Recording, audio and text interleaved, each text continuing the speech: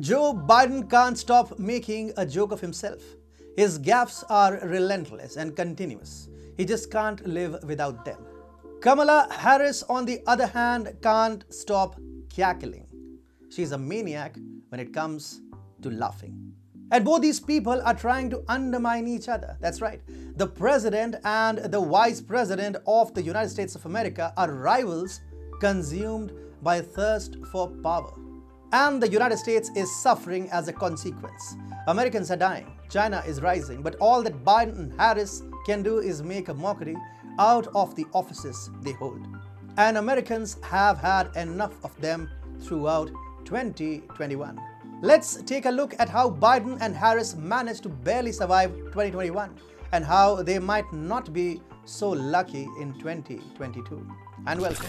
You're watching TFI Global, the foreign affairs and geopolitical analysis arm of the TFI Media Group. I'm your host Atul Mishra, and in this video I will tell you how Joe Biden and Kamala Harris ended 2021 as the most hated presidential duo. Let's begin.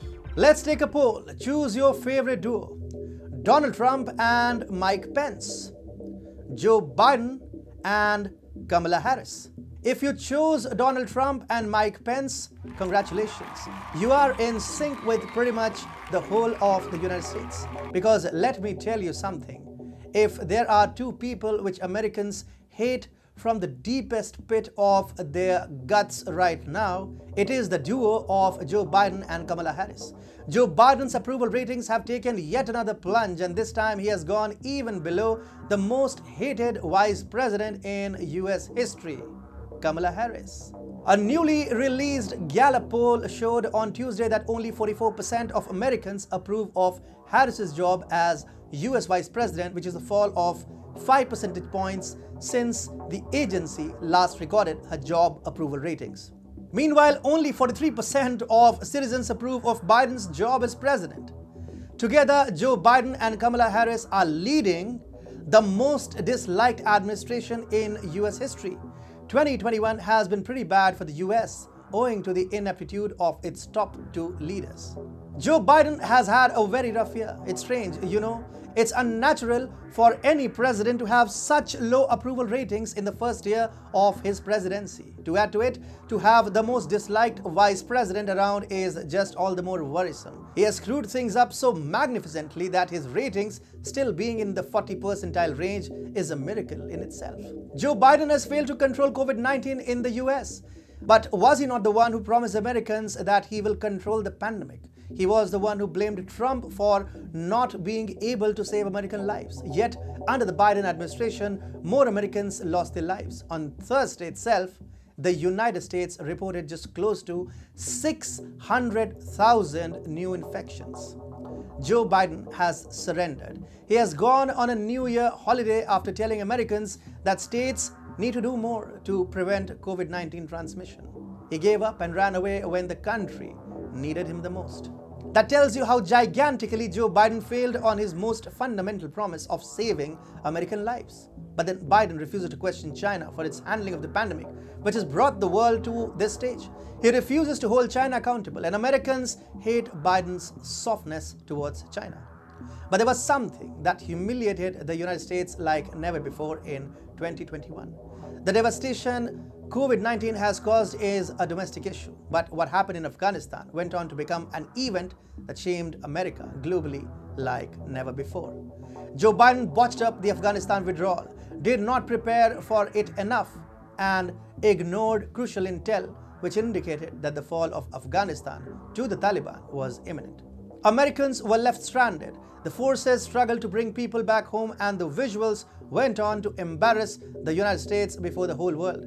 Biden is personally responsible for such humiliation, and the same reflects in his approval ratings.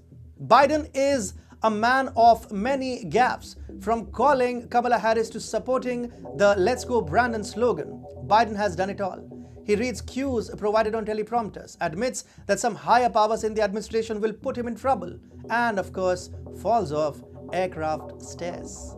While these are all funny events, they bring shame to America. The President of the United States should not be a joke, but that's precisely what Biden is.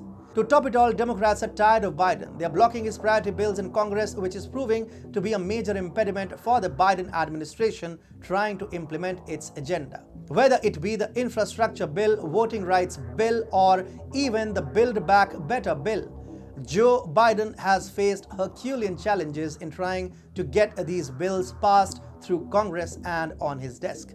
At one point this year, Kamala Harris's rating dropped to an all-time low of 28%. And it isn't like Americans don't have enough reasons to hate her. Kamala Harris has created a toxic environment within the White House. Her former staffers describe her as an abusive woman who does not take responsibility for her actions. Kamala Harris was made the border czar by Biden, but all she has done is talk about root causes of migration from Central America, which hardly resolves the crisis. To make things worse, Biden has given her another thorny task: brazen liberalization of the American voting system. She visited Central American countries but was grandly snubbed while on it, bringing a whole new phase of shame for America right in its backyard.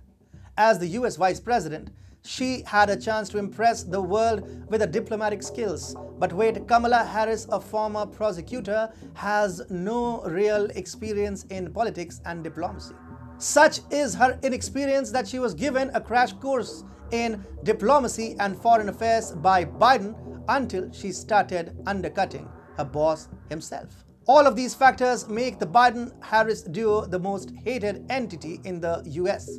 As numbers stand, Americans just want to get rid of the president and his deputy. Now, the midterm elections of 2022 could prove to be a nightmare for Democrats.